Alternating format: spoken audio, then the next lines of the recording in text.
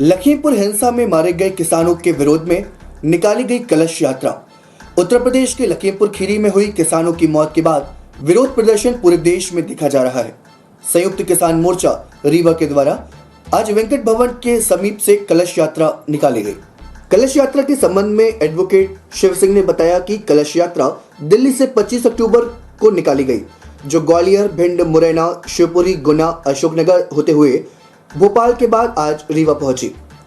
आज वेंकट भवन के समीप से निकाली गई कलश यात्रा रीवा जिले के रतहरा, गुड़, देवतालाब, मऊगंज, त्योथर, जवा, सिरमौर होते हुए मधेपुर रात्रि विश्राम करेगी।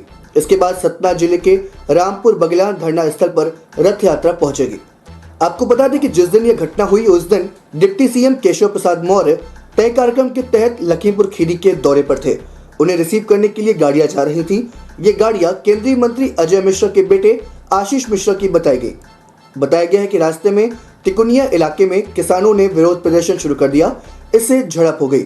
बाद में ऐसा आरोप लगाया गया कि आशीष मिश्रा ने किसानों के ऊपर गाड़ी चढ़ा दी, जिससे 4 लोगों की मृत्यु हो गई। किसानों की मौत के बाद मामला बढ़ गया और हिंसा भी भड़क गई।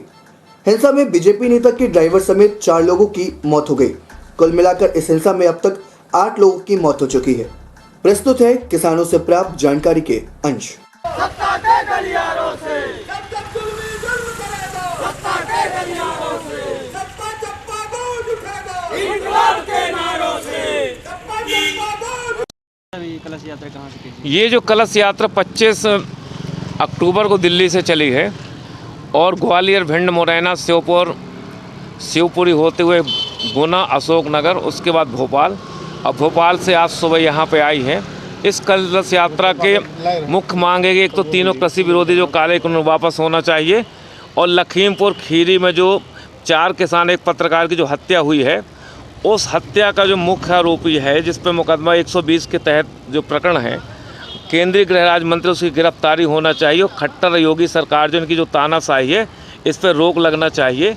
और आज यहाँ पे यात्रा आई। यात्रा का स्वागत होने के बाद यात्रा के बारे में हमारे साथियों ने बताया 2 दिन तक रीवा ज़िले में घूमे, उसके बाद सतना के बाद सीधी, इसके बाद कटनी के बाद जबलपुर के बाद इंदौर, मालवा इलाके में जाएगी। 26 नवंबर को पूरे हिंदुस्तान में राजधानियों में संयुक्त किसान मोर्चे के द्वारा जो प्रदर्शन किए जाएंगे, तो 26 को यात्रा पहुंचेगी भोपाल। पता है भैया, आज ये कलश यात्रा निकाली जा रही, कहाँ से कहीं?